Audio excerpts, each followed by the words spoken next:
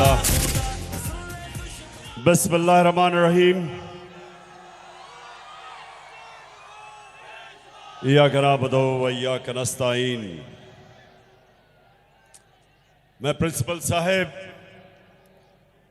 आपका शुक्रिया अदा करता हूं कि आपने मुझे मरे कॉलेज में दावत दी और इस मुल्क के फ्यूचर लीडर्स, मैं सब अपने सामने इस मुल्क के फ्यूचर लीडर्स देख रहा हूं, मौका दिया आपसे बात करने का। अच्छा, मरे कॉलेज आराम से खामोशी से आपने मेरी बात सुनी। अल्लाह जानता है इसके बाद कभी मौका मिलेगा या नहीं। तो मैं चाहता हूं कि ये आज आपने दिन याद रखना है और मेरी बातें याद रखनी है। देखिए, सबसे पहले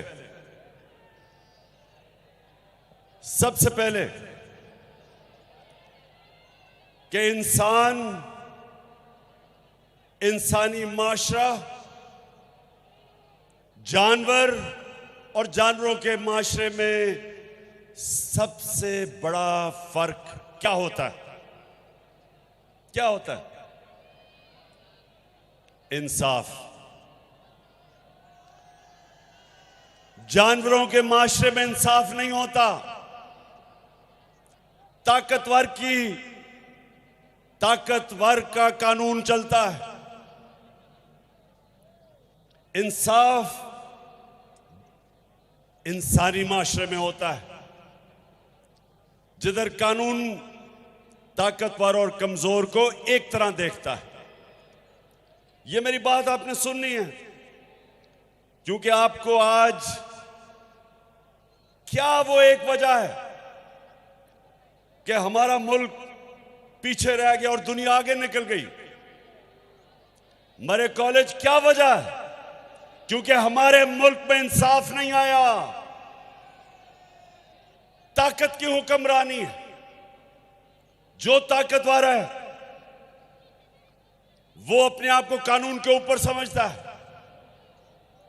डाका मारता है तो एनआरओ मिल जाता है और सिर्फ छोटे चोर जेलों में जाते हैं, बड़े डाकू जेलों में नहीं जाते। सबसे बड़ा डाकू आपका वजीर आजम बन गया है।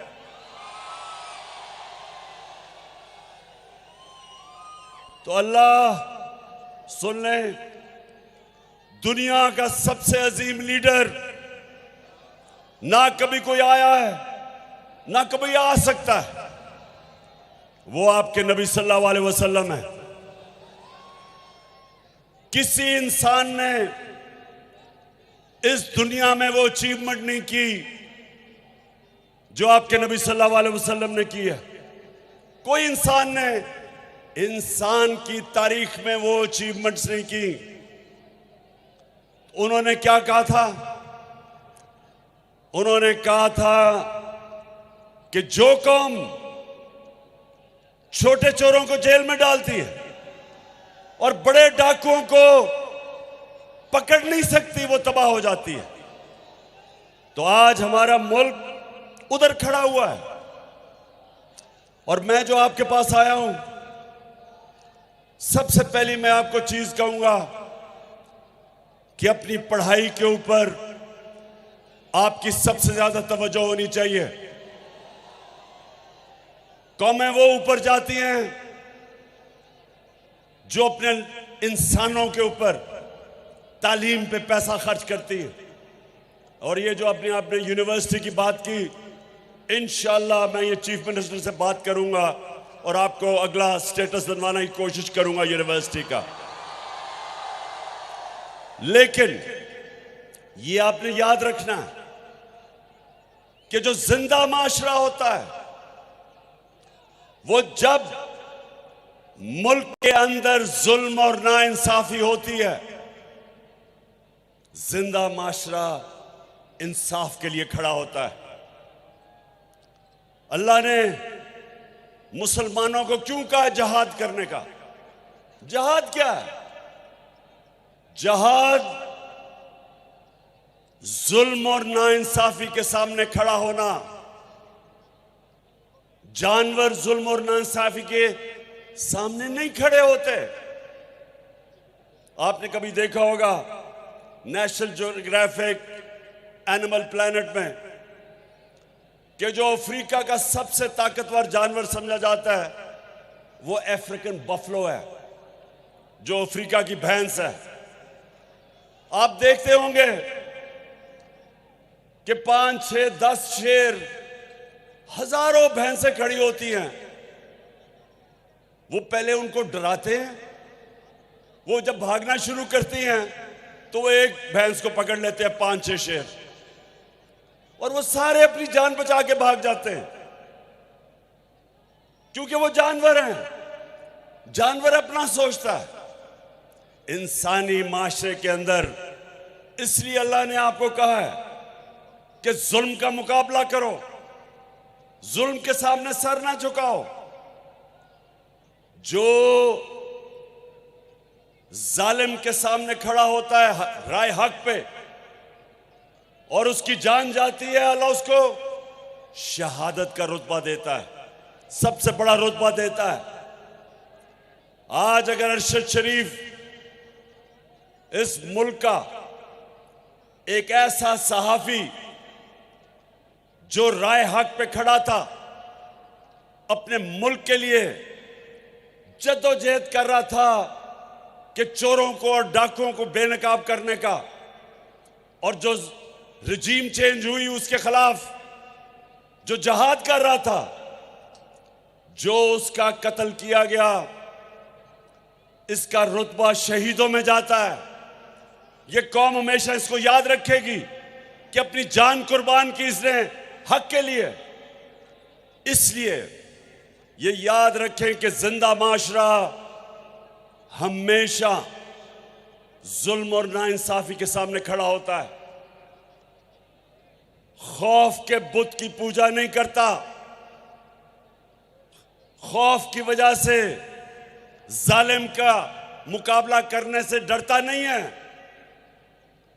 सबसे बड़ा सानिया मुसलमानों की तारीख में जब हजरत इमाम हुसैन की शहादत हुई तो कूफा के लोग सब जानते थे कि हजरत इमाम हुसैन राय हक पे खड़े हैं, लेकिन उन्होंने यजीद के खौफ की वजह से हजरत इमाम हुसैन की मदद नहीं की, और हमेशा के लिए वो पछताए कि इतना बड़ा जुल्म होने दिया उन्होंने।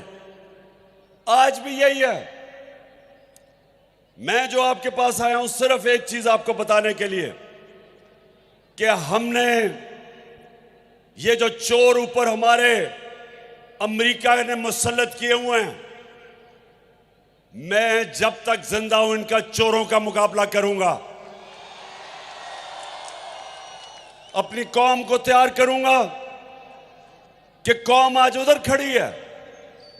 अगर इन चोरों की हुक्मरानी रह गई, अगर ये जुल्म और नाइंसाफी का निजाम रह गया, नबी सल्लल्लाहु अलैहि वसल्लम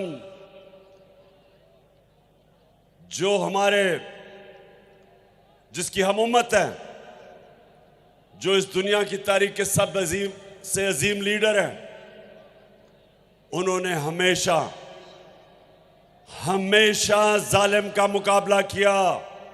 सारे अल्लाह के पैगंबरों ने जालिमों का मुकाबला किया। हजरत मूसा ने फिरौन का मुकाबला किया, हजरत इब्राहिम ने नमरूद का मुकाबला किया, हजरत ईसा ने रोमन इंपीरियलिज्म का मुकाबला किया, और जो यहूदी एलीट थी उसका मुकाबला किया। सब इंसाफ के लिए खड़े हुए। जितने अल्लाह के पैगंबर आए थे सब इंसाफ के लिए आए थे कि अल्लाह की जमीन पे इंसाफ कायम करना। तो आप फ्यूचर लीडर्स हो। लीडर बनता है जब वो इंसाफ के लिए स्टैंड लेता है। वो वो लोग जो जुल्म के सामने सर झुकाते हैं, उनमें और जानवरों में कोई फर्क नहीं होता। अमेरिका के अंदर जब सिविल राइट्स मूवमेंट शुरू हुई, जो अफ्रीकन अमेरिकन के ऊपर जो वो जुल्म करते थे, उनको इंसाफ नहीं देते थे, उनके सामने कौन खड़े हुए? यूनिवर्सिटी के स्टूडेंट्स, अमेरिका की यूनिवर्सिटी के स्टूडेंट्स निकले। जो वियतनाम वॉर हुई, उसके खिलाफ कौन खड़े हुए? यूनिवर्सिटी के स्टूडेंट्स, कॉलेजेस के स्टूडेंट्स खड़े हुए। हमेशा नौजवान एक माशरे के इंसाफ के लिए खड़े होते हैं। जब बरतानिया ने इराक के अंदर जंग में शिरकत की, बरतानिया को फायदा था, जंग तेल के लिए थी, लेकिन 20 लाख लोग बरतानिया में निकले उस जंग के खिलाफ, क्योंकि उन्होंने कहा यह नाइंसाफी है, जिंदा माशरा। आज आप सब पाकिस्तान के जो नौजवान, जिनका फ्यूचर, उनका फ्यूचर आज खतरे में है, ये चोरों को ऊपर बैठा के, आप सब ने इस जुल्म के सामने, इस नाइंसाफी के सामने, इन जुराइम पेशा लोगों के सामने आपने सब अपनी आवाज बुलंद करनी है। और इंशाअल्लाह हम इनका मुकाबला करेंगे, इनको शिकस्त देंगे और कायद-ए-आज़म का पाकिस्तान बनाएंगे। और वो पाकिस्तान जो यहां से इलामा इकबाल, जो पिछले 500 साल में मुसलमानों का सबसे बड़ा ज़हन, बड़ा इंटेलेक्चुअल, हम इलामा इकबाल का जो ख्वाब था पाकिस्तान का, इंशाअल्लाह हम सब मिलकर वो पूरा करेंगे। बहुत बहुत शुक्रिया।